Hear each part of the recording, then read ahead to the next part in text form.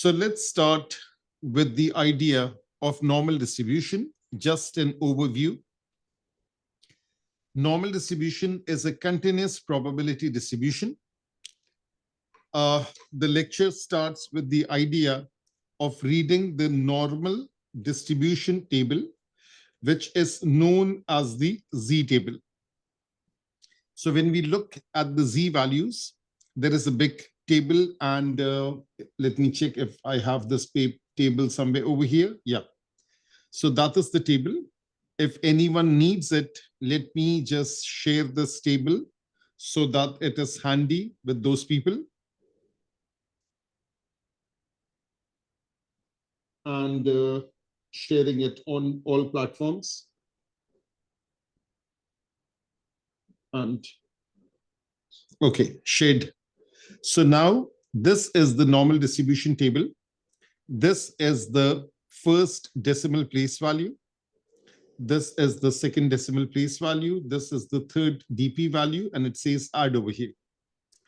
So when we talk about normal distribution, if we have the Z value such as 0.2, this is the corresponding probability right over here.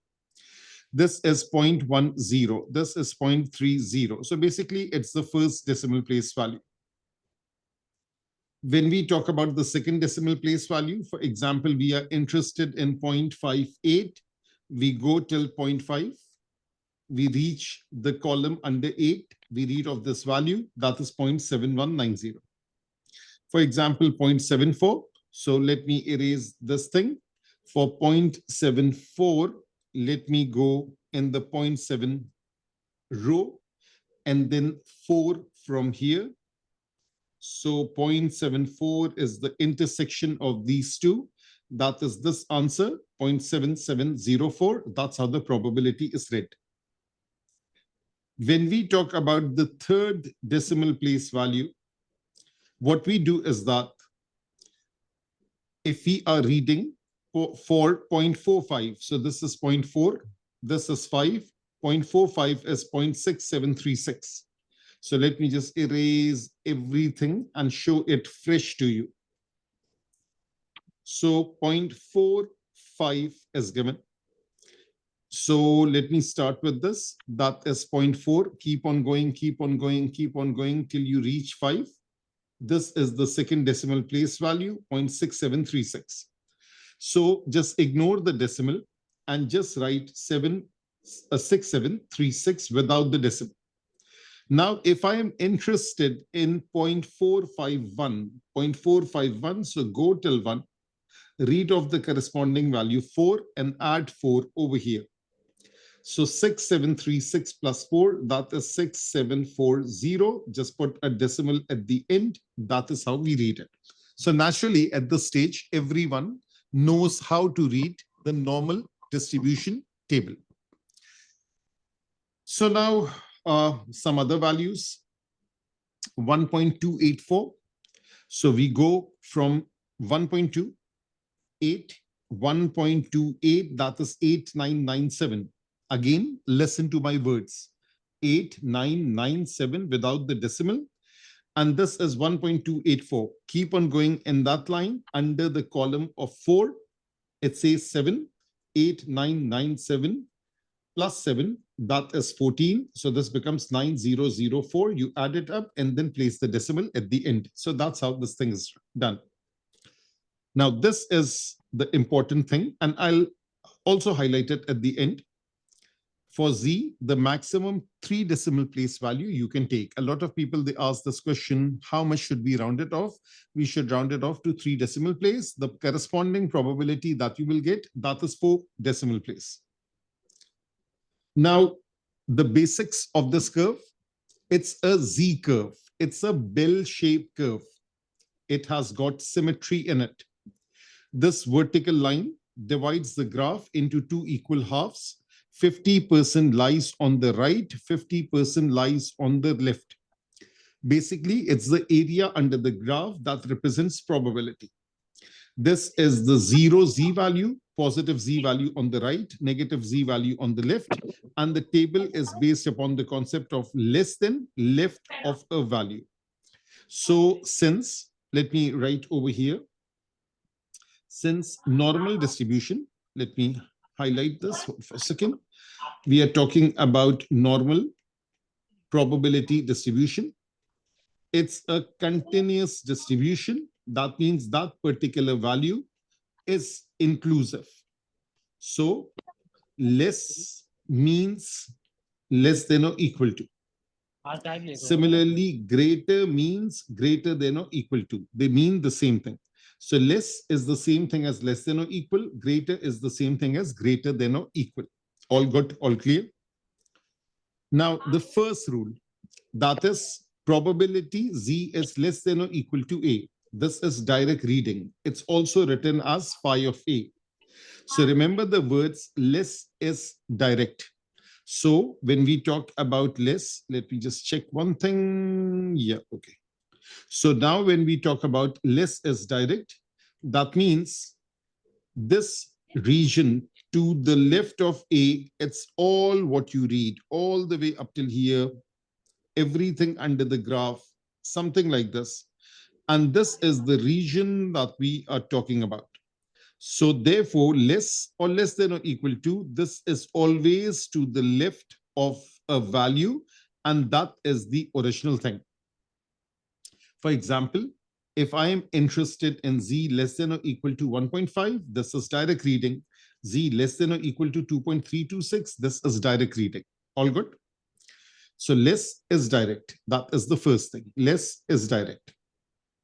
Now the second thing, when we talk about more, that is indirect.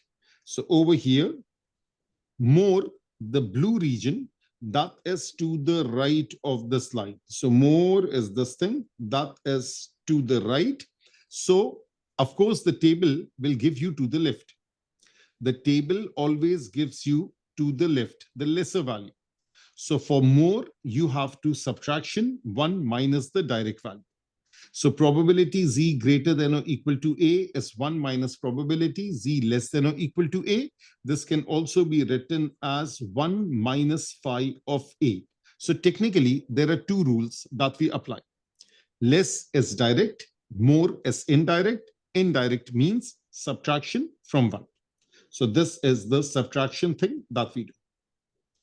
Now, when we talk about rule number 3, the rule number 3 says that Z greater than or equal to negative value. Z greater than or equal to negative value, according to symmetry, it's the same thing as Z lesser than or equal to positive value. No diagram as such is needed over here. And just flip inequality, remove negative sign. Again, rule number 4, Z lesser than or equal to negative A. So let me just write over here, this is negative A, and we are interested in this particular value. So that's the same thing as Z greater than or equal to A. And over here, we were interested in this particular value over here. So this is the same thing as Z less than or equal to A. So rule number 3 becomes rule number 1. Rule number 4 becomes rule number 2. Rule number 1 is direct and rule number 2 is indirect. So these are the 4 rules. Now, when we talk about rule number 5, what is rule number 5? Rule number 5 is probability Z lying between two values such that both values are positive. So A is positive, B is positive. Read the table for the big, read the table for the small, and subtract. So basically what we are doing is that we are reading the table for 2, we are reading the table for 1. When we subtract, we get this answer. Just remember the rule, diagrams were needed initially. As such, you don't need the diagram. So rule number 5 is subtraction between the probabilities. So remember my words, subtraction between probabilities. That is rule number 5. Rule number 6. Again, it's a mirror image of that one. So we will write, let me highlight this thing. So we will write this thing, that is rule number 6.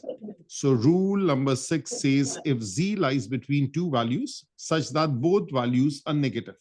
This is a negative value, this is a negative value, discard negative signs. When we discard negative signs, then this will become bigger.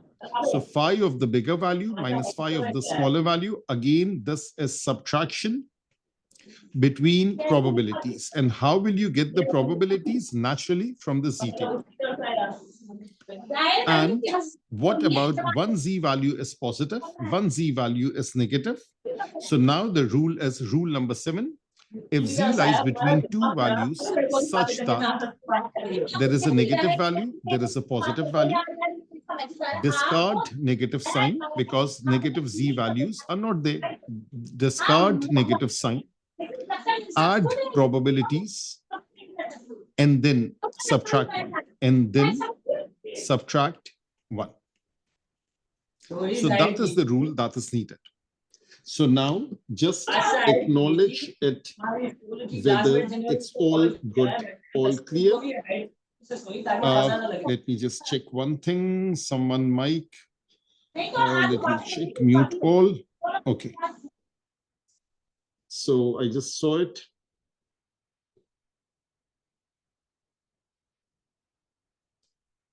Okay. I hope the mic issue is all clear with you. I forgot to do this thing. So let me check the 7 rules. So remember, there are 7 rules, and this is for Z to T.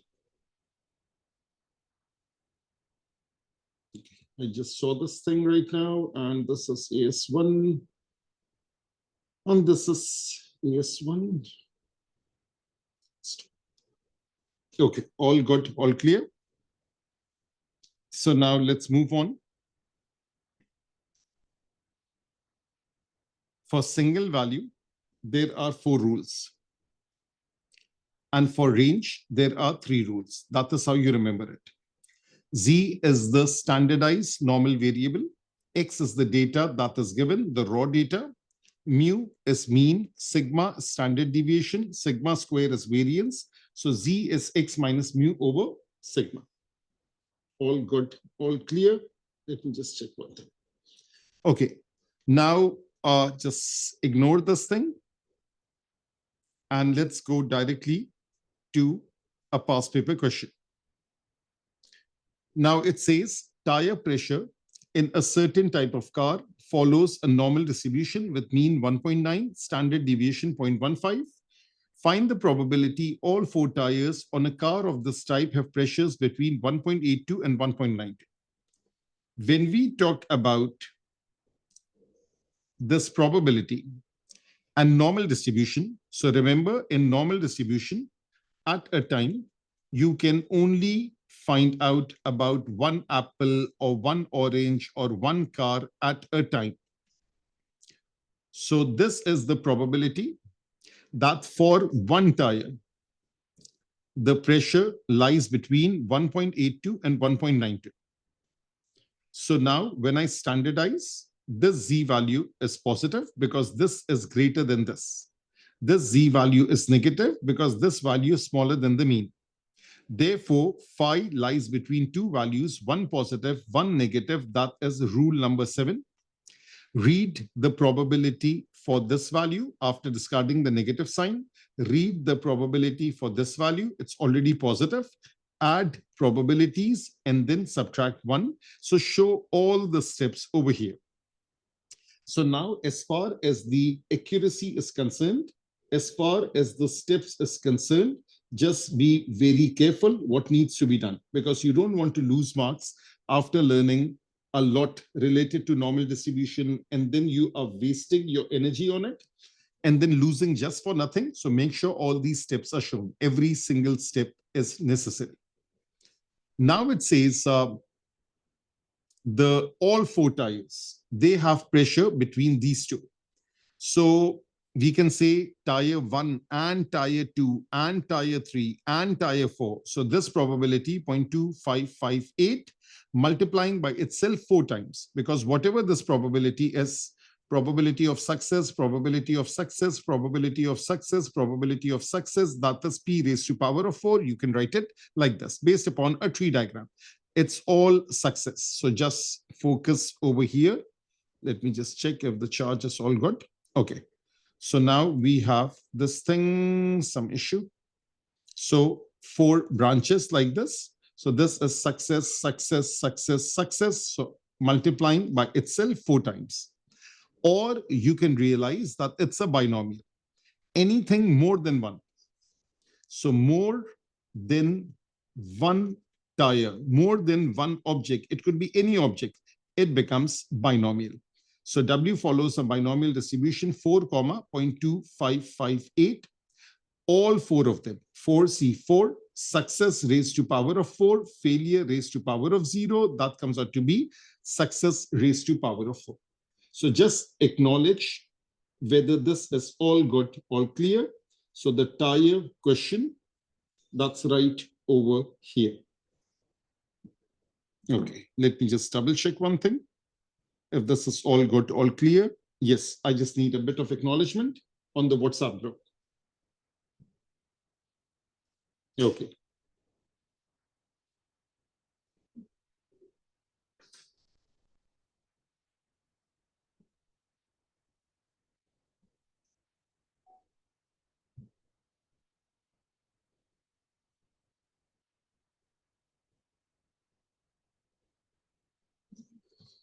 Shaliji. So now let's move ahead. Now let's talk about another question, and hold for a second. Let me move to the next one. Now the next thing is about, again, normal distribution, but this is about back solving. Now, what is the rule for back solving? That is, we have the probability value, we will find the z value, we will find the x value. We can have the probability value, we can find the z value, we can find unknown mu. We can have the probability value, we can find the corresponding z value, and then we can find sigma. Or maybe a combination of both. Yes, a simultaneous type question can also be there. Now, the rule that I got started with this is this, that the probability z less than a is 90%, which diagram is realistic? The green or the red? The red is realistic. Why is the red realistic? Because this vertical line divides into 2 equal halves. This is less than 50%. This is greater than 50%. Now, because of this, we realize that A has to lie on this side. Therefore, A is positive. So now, if the probability is more than 50% and there is a lesser sign, Z value is positive. That's the first rule. Right of A, probability Z greater than A is 75%. Which diagram is realistic? The blue or the orange? The blue is realistic. Therefore, we realize that the value of this Z value, the value of A, which is the Z value, this is negative. So if I say probability Z less than A is 97.5%, you have the table with you, and there is a strip over there. In that particular table, if I'll just show it to you, this is the strip that I'm talking about. That is over here. Okay, so let me also share the strip separately with you, because these are the commonly used values. The first 6 values, that's very, very common, that will be used. So 1, 2, 3, sharing it all, the commonly used values. Now, when we talk about commonly used values, this is for critical values for back solving. So this is critical values for the normal distribution. That means if I have 75%, the corresponding Z value is 0.674. You don't have to go to the table. For 90%, this is 1.282. For 95%, this is 1.645. And then for 97.5%, this is 1.96. 99%, this is 2.326. 99.5%, 2.576. So these are the 6 major values that we use. So let me also write over here 75%, 90%, 95%, 97.5%, 99%, and 99.5%. Now, I can use these percentages. I can use these probabilities to find the corresponding Z value, but the sign will be determined. based upon the rule, that is, if the probability is at least 50%, that has to be the case, 50% or 0.5. If Z has a lesser sign, Z value is positive. If Z has a greater sign, Z value is negative. That is the rule. And what if the probability is not 50%?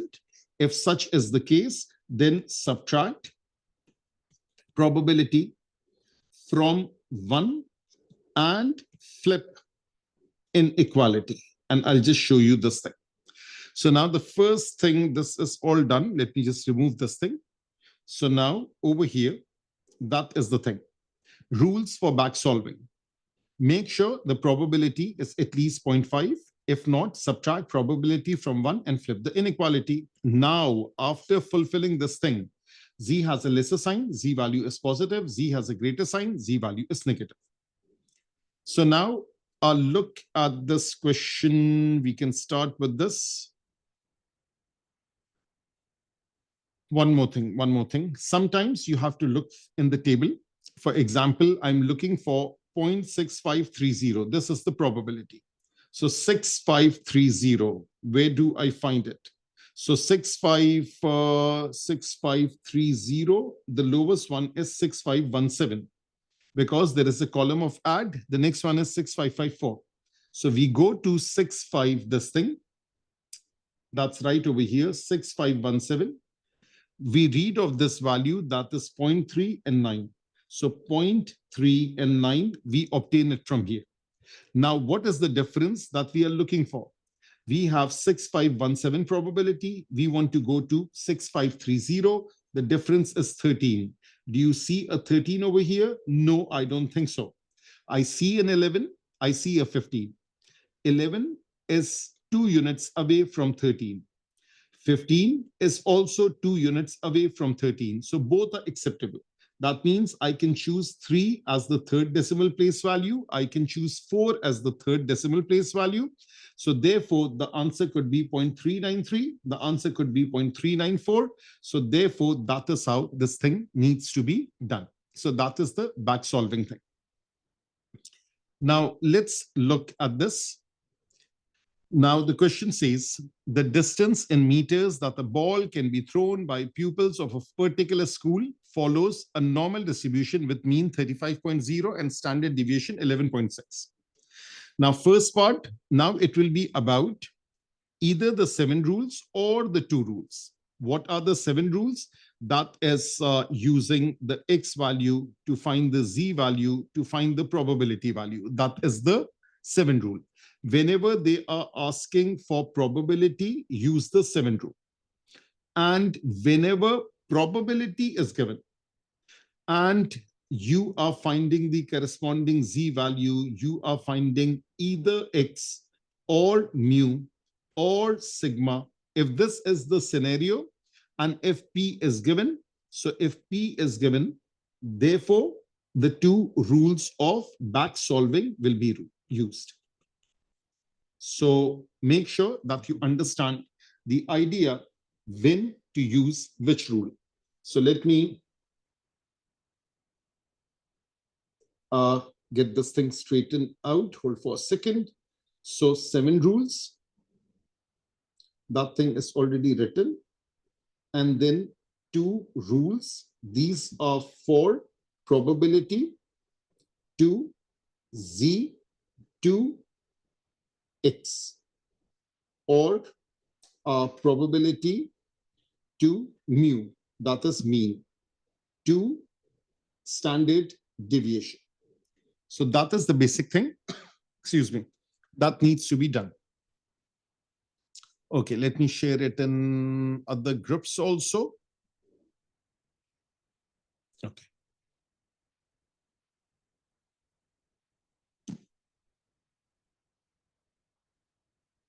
Now let's look at this question. The first one is the 7 rule one. It says, find the probability that a randomly chosen pupil can throw a ball between 30 and 40. So first thing, X follows a normal distribution, 35.0, 11.6 square. Probability X lies between 30 and 40. 40 minus 35 over 11.6. 11.6 square is variance. Therefore, 11.6 is standard deviation. 30 minus 35 over 11.6. Z lying between a negative value and a positive value. That's rule number 7. That is phi of the bigger value, phi of the first value plus phi of the other value, subtract and then add 1. So 30 minus 35 over 11.6, you write it over here. 40 minus 35 over 11.6, you write it over here. You add probabilities and then subtract 1. Now over here, look at the second part. It says the school gives a certificate to the 10% of pupil who throw further than a certain distance. They throw further than a certain distance. That means if that distance is D, they throw more than D. They throw in this direction. And of course, there are very few of these. That means 90% of the pupil throw lesser than this. So this is 90%. This is 10%. These are the top 10%. That is the 90th percentile because 90% people are below this. So understand these terminologies. Find the least distance that must be thrown to qualify for a certain distance. That means the distance could be this one, it could be more, it could be more. Everyone, the top 10% will be fitting in this category. The minimum value is D. So probability X greater than D is 10%. What have I done over here?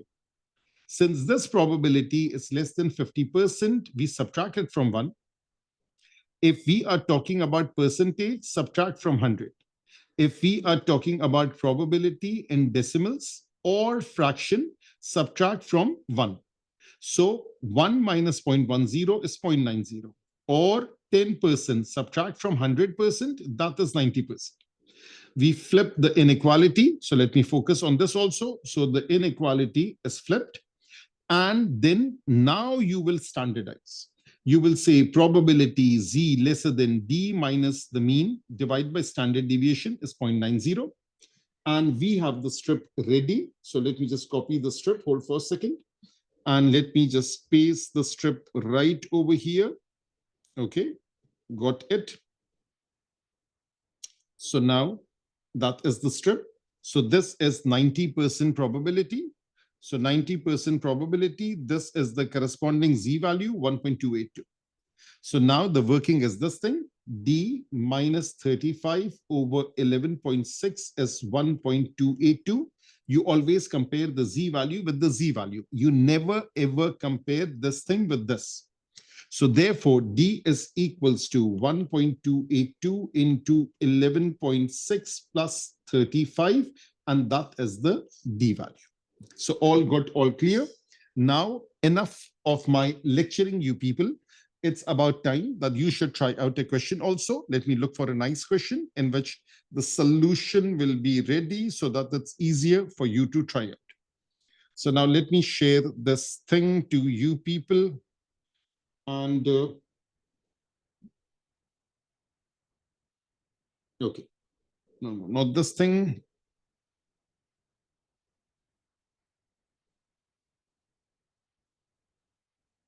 I think it's just sharing the other thing. Hold for a second.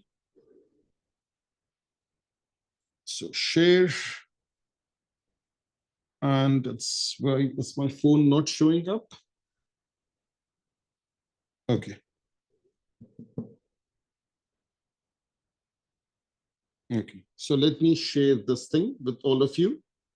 1, 2, 3. Try out this question and all the knowledge will be used over here. So let me just pause the recording. So now let's look at this question. Let's analyze each question and then look at the solution. The first thing, the heights of sunflower follows a normal distribution. The mean is given and the standard deviation is given. Both main parameters are given. They are asking for probability, height of a randomly chosen sunflower. So we are talking about the height. The height of a randomly chosen sunflower is greater than 120 centimeter. Very, very basic idea. So we will write X follows a normal distribution, 112, 17.2 square. Probability X is greater than 120. Probability Z is greater than 120 minus 112 divided by standard deviation, which is 17.2. This Z value is positive because the numerator is positive. So Z greater than a positive value, that's the same thing as indirect reading, 1 minus probability Z lesser than a positive value. You read the table, you subtract the probability from 1, and then you get the answer. That is point number 1, part number 1. The second part, that is this. When a new fertilizer is used, the heights of sunflower follows a normal distribution. So now it's a different scenario with mean 115, given that 80% are now greater than 103. Find the standard deviation. That means there is a value which is 103 and 80% of the sunflower, they have a height greater than this.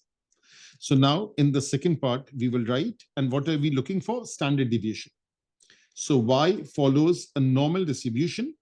The mean is 115. Standard deviation is sigma. In the bracket, we write variance. Probability Y greater than 103 is 80%.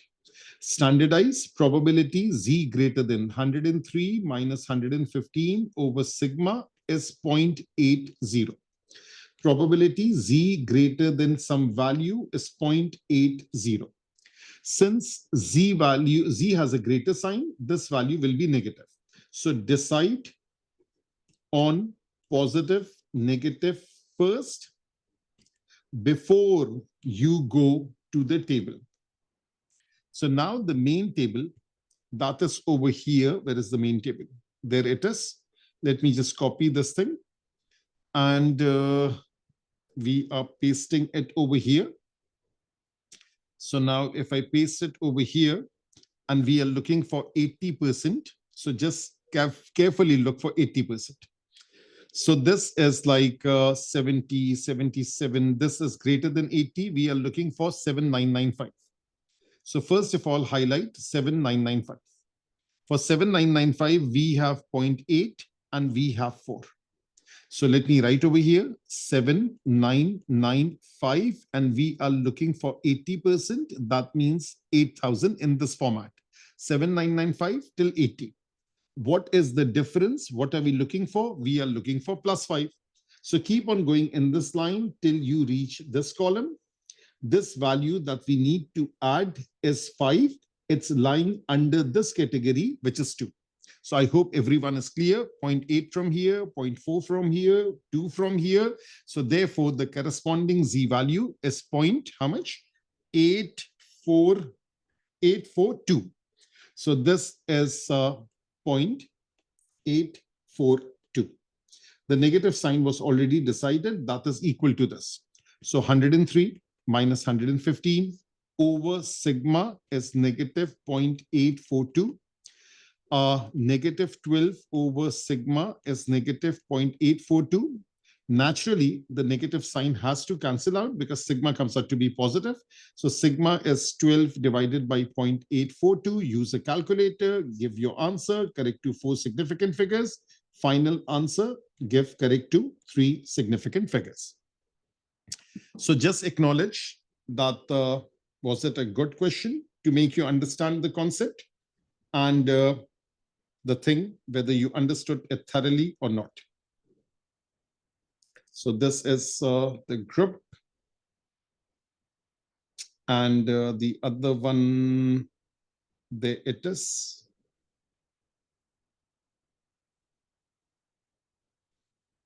Okay.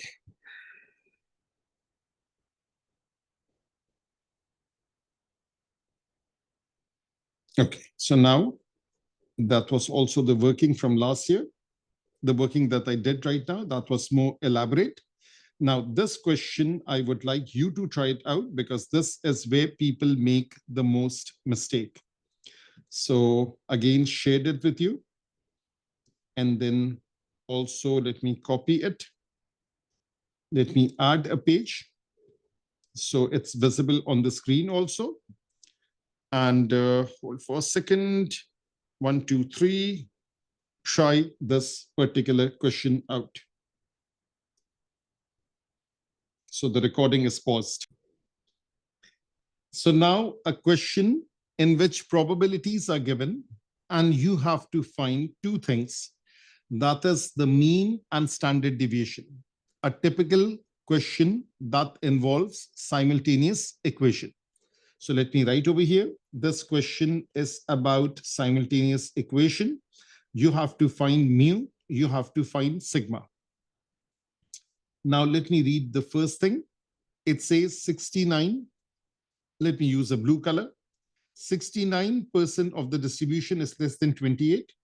Let me use a green color for the other one. So now it says 69% of the distribution, that is the green thing, and this is the blue thing. So first of all, you will write X follows a normal distribution mu comma sigma square. Probability X less than 28, I'm reading the blue line, that is 0.69. Probability X less than 35 is 0.90. So once this is done, what needs to be taken care of? Make sure this probability is at least 0.5, which is the case, all good. This probability is at least 0.5, which is the case. Now, less than. So now over here, this is lesser. That means Z value will be positive. This is lesser. Z value will be positive. Now, all you have to do is to standardize. Probability Z lesser than 28 minus mu over sigma is 0.69. Probability Z lesser than something is 0.69. Probability Z lesser than 35 minus mu over sigma is 0.90. Probability Z lesser than some value is 0.90. Now, 0.90 will be obtained from this particular strip. That is over here, 0.90. This is 1.282. So let me just write over here. So this is 1.282 and the Z value is positive. Let me just change the color. So that is the green thing. And over here, this is also positive. But for 0.69, you have to search. So 0.69, let me just remove everything. So 0.69 probability. So this is 0.6868796915. So 6879, that is the one I'm interested in. So this is 6879. And this is corresponding to 0.4, 0.9, 6879. I'm looking for 6900. What is missing? 21. So do you see a 21 over here? I think I see a 22. I think that would do the job. So 22 lies under this thing, 6. So let me use this thing. So 0.496. So let me write over here. That is 0.496. That is what I'm getting over here. So this is the blue value that I obtained. Now the rule is take this thing, that is 28 minus mu over sigma, equate it to this. Take this value 35 minus mu over sigma, equate it to this. So therefore, let me write it down. 28 minus mu over sigma is 0.496. And 35 minus mu over sigma is 1.282. Make sigma the subject, that is 28 minus mu over 0.496. Make sigma the subject, that is 35 minus mu over 1.282. Now equate both of them. So this to be equated to this, 28 minus mu multiplying with 1.282. This is 35 minus mu multiplying with 0.496. And of course, this is basic numbers, basic arithmetic, just work it out. So you will first find the value of mu and then you plug in, you find the value of sigma. So this is all got all clear. Let me show you the recording from yesteryears. and that's right over here, just like this. No diagram is needed. So let me remove this thing, and this is something very, very important that also comes over here. That is lies within standard deviation of the mean. Let me first check one thing. I think this is the one. Okay. So now if I say X follows a normal distribution mu and sigma square, if I say X lies within one standard deviation of the mean, that is mu plus sigma, mu minus sigma. So if I standardize, mu plus sigma becomes 1, mu minus sigma becomes -1, and one z value is negative, one z value is positive, phi of the first value plus phi of the second value, they are coincidentally the same, then subtract 1. So this answer comes out to be 0.6826. 0.6826, it's a standard number. Whether I plug in value over here, 210 square, and whether I say it lies between 210 and 190, still I'll get the exact same answer. Lies within 2 standard deviations of the mean. So let me just highlight this. So this is lying between 1 standard deviation of the mean. This is lying between 2 standard deviations of the mean. And then this is lying between 3 standard deviations of the mean. So within 2 standard deviation is 9544. And within 3 standard deviation, that is 9972. It's a standard rule. That rule is this thing. Within 1 standard deviation, that is the blue one. That is approximately 68%. So this is 68.26%. Within 2 standard deviation, that goes from here till here, that is 95%. Within 3 standard deviation, that is 99.7%. That is the full spectrum, because 99.7 is almost as good as 100%. Therefore, the mean lies within 3 standard deviations of the mean. So if I write mu plus 3 sigma, if I write mu minus 3 sigma, that is how this is written. Okay. So another question like this. A normal distribution has mean mu, standard deviation sigma. If 800 observations are taken from this distribution, how many would you expect to lie between mu plus sigma, mu minus sigma? So expect means expectation. So we will say X lies between within 1 standard deviation of the mean. This probability is 6826. Multiply it with 800, and then you get this answer. All good, all clear? Another question that we have solved in class also, that is measurements of wind speed on a certain island were taken over a period of 1 year. A box and whisker plot of the data obtained is displayed above. Values of quartiles are as shown. It is suggested that the wind speed can be modeled approximately by a normal distribution with mean mu and standard deviation sigma. Estimate the value of mu for 1 mark. Estimate the value of sigma for 3 mark. So now there is a discrepancy in the marks. The first mark is only 1. The second mark is only 3. Why is this so? Because the first thing is very, very obvious. So they could have also said that state the value of mu. If I were the examiner, I would have said it like this: state the value of mu, because it's very obvious. So in a box plot, this is the lower quartile, this is the upper quartile, median lies exactly between the two. So we know that normal distribution is symmetric. Therefore, the mean equals the median.